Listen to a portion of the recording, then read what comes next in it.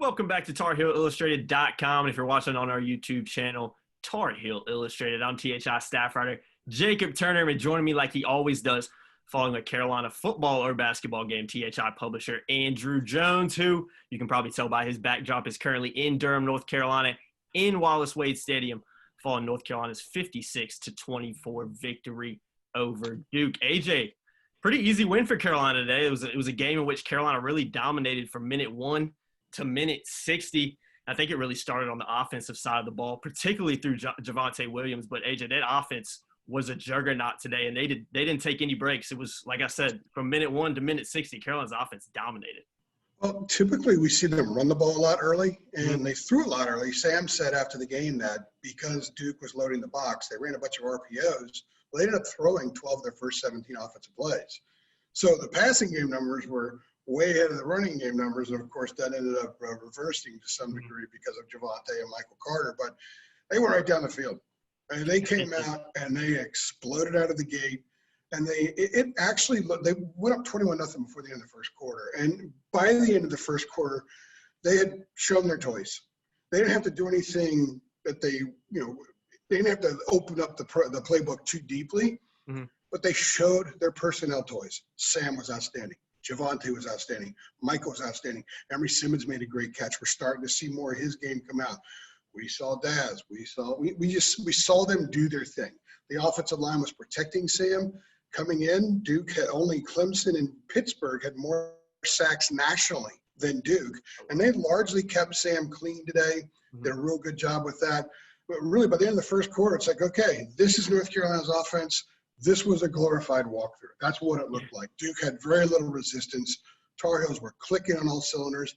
And then Javonte started doing his thing. And I swear, he runs over people. He runs around people. He is a complete back.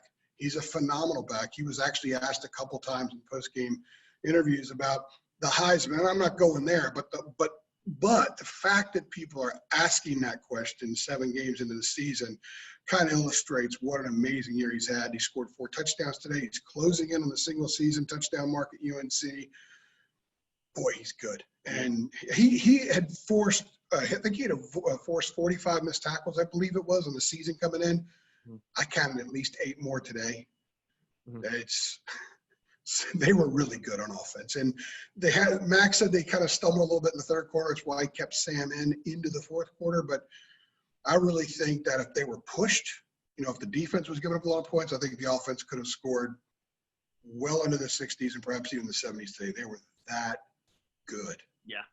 First story I ever wrote for THI was after that Western Carolina game in 2018, Javonte Williams coming out party. And it's just crazy to see how far he's come in nearly 2 years, not even 2 years yet. So, yeah, he's been amazing, and Carolina's offense was amazing today too. AJ, defensive side of the ball was really good too. I think it was a bounce-back performance from the Virginia game, because that was a game in which Carolina really, really struggled defensively. But there were a few plays, there were a few penalties that Carolina would like to have back, silly penalties that ended up costing Carolina points ultimately. But I think overall it was a pretty solid defensive performance from Carolina from start to finish. Yeah, 4 personal fouls. Yep. You don't want those. You had 2 on Vahasek, 1 on Tamar Fox, 1 on Tamon Fox. So, 3 of them were on separate drives that Duke eventually scored on. Yeah. And Duke finished with 411 yards. I would totally ignore that, because Carolina prepared for Chase Bryce and Duke's offense.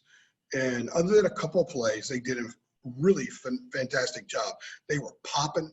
The gap control and the fits that we hear Jay Bateman talk about all the time, they're going to grade out really well in that respect when they watch film tomorrow. Certainly until later in the game when they had a lot of young guys out there and Duke went to a running quarterback that Carolina hadn't really seen on film. So that was a different scenario. But with the starters out there, when the game mattered, I thought the edge that the defense brought to the field was just as important and just as much a factor in this game as what the offense did. They were hitting. That was as physical as I've seen them. Chaz was really, really good early. Gilmore was really, really good. Mac made a note after the game that the 4 secondary players were not starters in the first game. So the guys who started against Syracuse did not start here. Morrison started obviously against Syracuse, but you got to look at the 2 corners and the 2 safeties in that game. They started a 3-4. Chris Collins was out on the field. He played a lot. He only had 63 defensive snaps this season coming in. He did some good things. Tyron Hopper's always in there when something happens when they're chasing the quarterback. Finished with 5 sacks, 10 tackles for loss, 2 turnovers. Day almost took one in.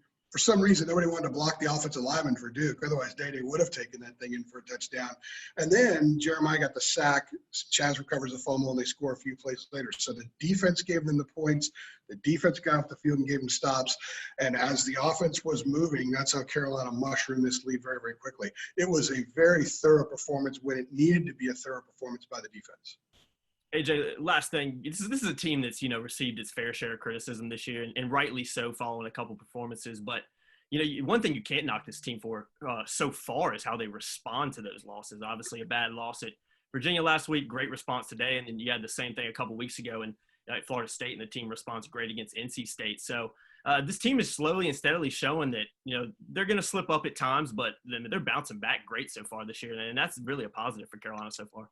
Well, to be a good program, you can't let losses beat you a second time. Yeah, Max said that a lot, yep. So, and he talked about that. I asked about it. And read my column on THI. It might be premium now, but it'll be non-premium in about 24 hours. But that's kind of what I address.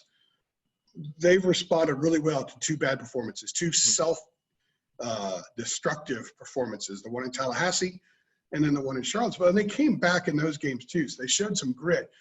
But a lot of times, especially when you go from number 5 in the country to falling out of the poll in 3 weeks.